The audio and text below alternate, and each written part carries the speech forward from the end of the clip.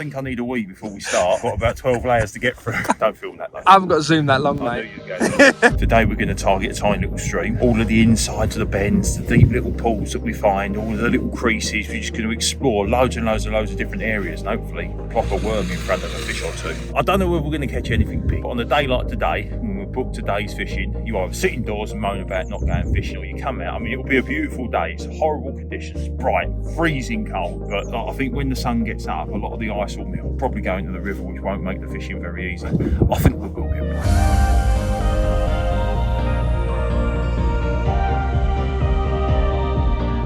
Perch are quite high on our agenda today because I think they're a very good go-to species in these conditions. We've got some big snags here.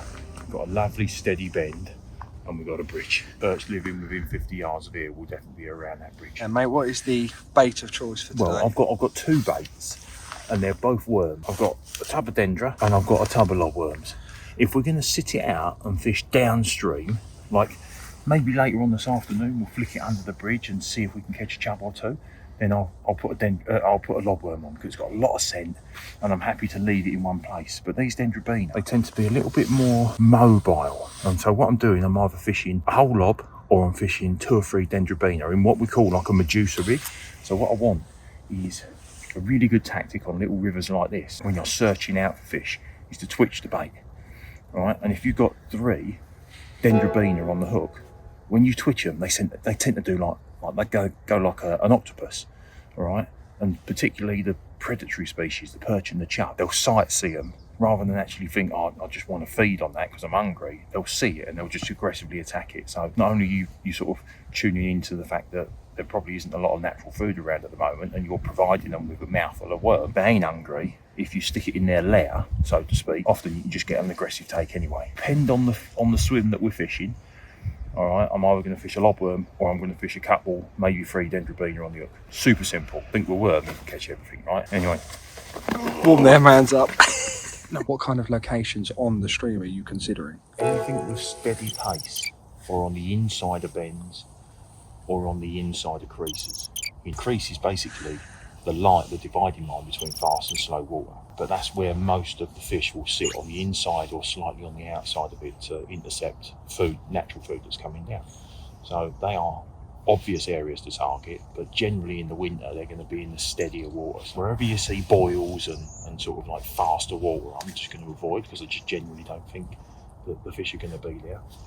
I mean, that sounds weird where we're fishing on the outside of a bend here, but look how smooth it is. You know, there's no boils, it's lovely and steady.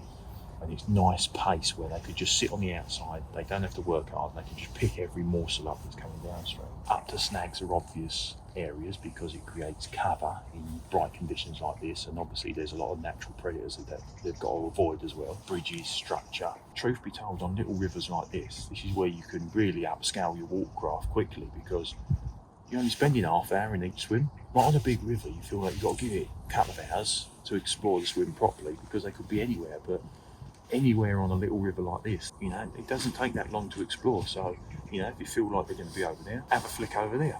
Give the worms a little twitch every couple of minutes, you know, and quite quickly you've explored all of the areas, and at certain conditions you'll start to build up a mental picture as to where the fish want to sit in those conditions. For people that are not really into their river fishing or getting into their river fishing and don't really understand the watercraft per se, little rivers and streams are perfect to start off with. Going to keep moving for several reasons. One, they're here and feeding right now. I feel like we should have had a bite. We didn't, so we're going to move. 2, if I stay here any longer and I don't get out in the sun, my bit's going to fall off. Face is so flipping numb. But explore, you know, explore. Like you could come back here in 2 hours' time and the water warms up. I don't think anything's warming up today, but the water warms up half a degree and you get 5 bites. So we're just going to keep roving around as many swims as look good. Let's do it.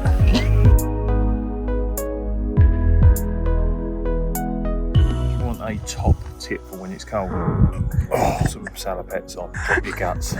Need like a heat map on that.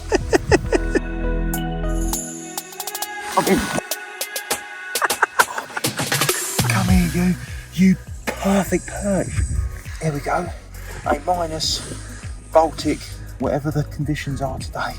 beautiful little perch. Ah, they mean so much more on days like this, don't they? Oh, see that blood? That's me. If I could feel my fingers, I'd be in agony, but I can't. Just exploring. Wow. What did I say to you before that cast? I don't think they'll be over there, but I'm just going to have a flick. Yeah. All the books would suggest that they'd be under our feet in the slack water, but actually nailed him right in that boiling water that you was asking about, right on the crease. All right, thank you, darling. You said earlier as well, it doesn't take a lot of kit, does it? I've got next to no gear. I've got half a dozen, a third of an ounce, up to half an ounce leads. I've got the new Guru specimen dual tip, £1.25. One of the old classic John Wilson sort of test curves.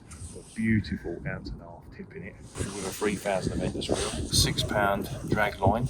These light rods are perfect for this sort of stuff, but this rig does not get any simpler. So I've got a feeder boom on there that is slid up the line, nice and simple, with a third of an ounce lead on there. But generally on rivers like this, if you're using more than half an ounce, you're probably not in the right spot. These feeder booms just do the job, man, and easily change the lead. They give you a nice little boom when they buffer up to these super tight line stops that you get very little tangles. I've got the main line straight down to a size 8 XS. If I feel like I want the hook link to be 15 inches long like I have there, then I keep the float stop where it is. If I want it shorter, I simply pinch it and move it down. If I want a hook link that's slightly longer, then I simply pinch it and move it up. That's nice and easy, that, isn't it? Yeah, and the thing is, where it's straight through, it's super strong. Where you're exploring these rivers, often you do hook up on a little bit of dead and dying weed. If you've got some form of hook link, loop to loop, or tie to a swivel, or whatever, then it's a weak link. You know, a knot is going to be weaker than the main line straight through. But more importantly, if you do end up catching old little bits of weed and stuff, often you just pull it out because it's nice and strong. But that's it. And I will say this, when you're fishing for chub and perch and little bits and bobs, having a really nice delicate tip like that over something like 2.5 or 3 ounces is a real big plus. Added to the fact that feeder boom, it not only acts as a boom, but where it's running as well, that helps you convert more bites into fish also. I could come out and set that out, mate. Anyone could, couldn't you? Look, you're threading a feeder boom up the line, Yeah. you're threading a super tight line stop up the line, and then you're tying a knot on to the end of your hook. That's it. So it is super simple. The trick is time this with lovely, mild, overcast, low pressure conditions, unlike what we've done today. Nice warm day.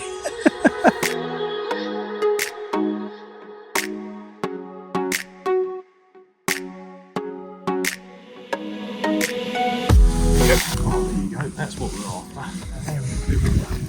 Oh, mate, that's not bad at all. Won't be swinging him in. Come here, you. Yeah.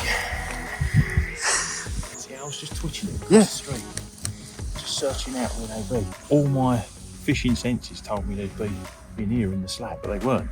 And the fish man in the other swing wasn't either. So, you know, that's what I'm saying about just exploring and just trying and following your gut. I flicked it over to the far side, give it a twitch, left it a minute, give it a twitch, left it a minute. I think I was on my third twitch.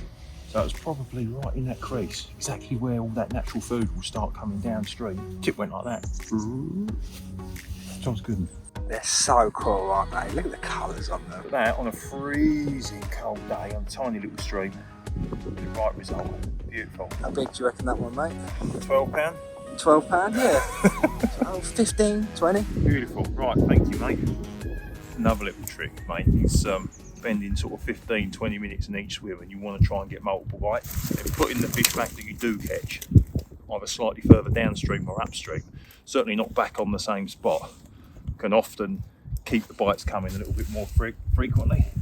Yeah, because often what they do is they just swim straight back to the shoal and spooks them a little bit. But if there is no obvious places, I stick them straight back in the same swim and I don't really worry about it. But if you've got options, walk below the snag that you're fishing to, or just below the pool that you're fishing in, put them back, and then that fish won't molest the rest of the shoal. Does that make sense? I don't know whether they speak to each other.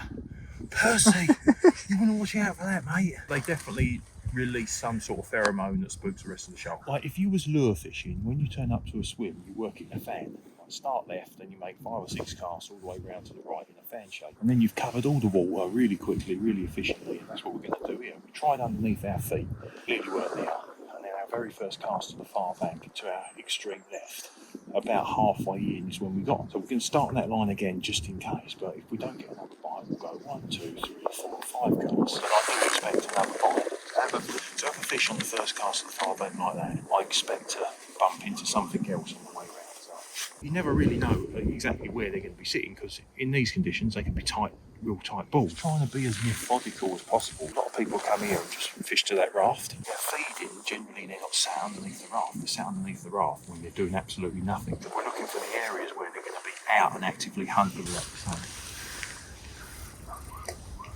Oh, really?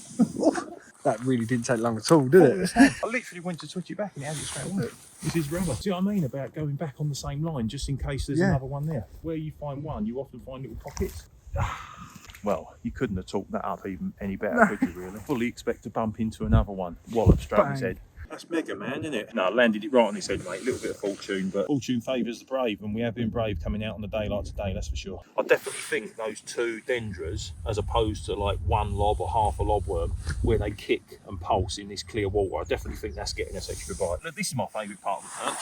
Before we get them back, see that little iridescent bits on the side, just by the gill ray. It's just the pattern and the colour of them, but a lot of people overlook them, like little, like almost turquoise. Yeah, but I've never noticed that, because I always focus on the red or the stripe. Everyone likes the stripes, and everyone likes the red fin, but these are my favourite bits, just here. These tiny little, they're not even scales. That's my favourite bit. Stunning, isn't they? Oh, let's get him back.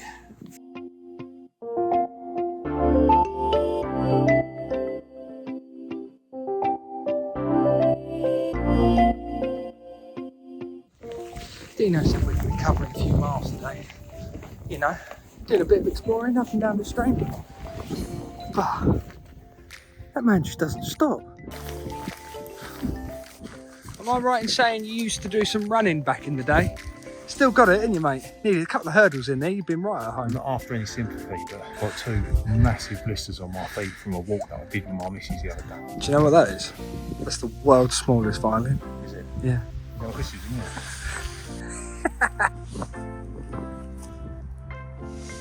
I know I'm the novice here, but that doesn't look like a good spot to me. No, I'm not going to get a quick bite. No, I'm not playing a while. You don't hit a tree, ladies and gents. You're not drying on, mate.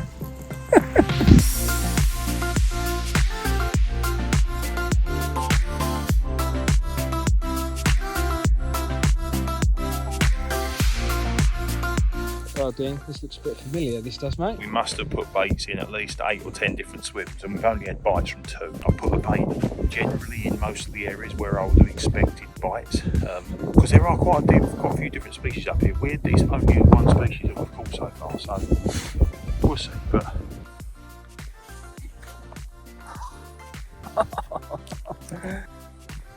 oh, you said there was one more in here. guess what it is? Guess what it is? Oh, it's not a chub, is it? No, it's not a chub. Oh, you It's never going to be a chub. Turns out I can't catch chub anymore. I think it's the best perch of the day. No, that is the best perch of the day, mate. Oh, look at the red fins on him, how angry he is. Chubs, mate.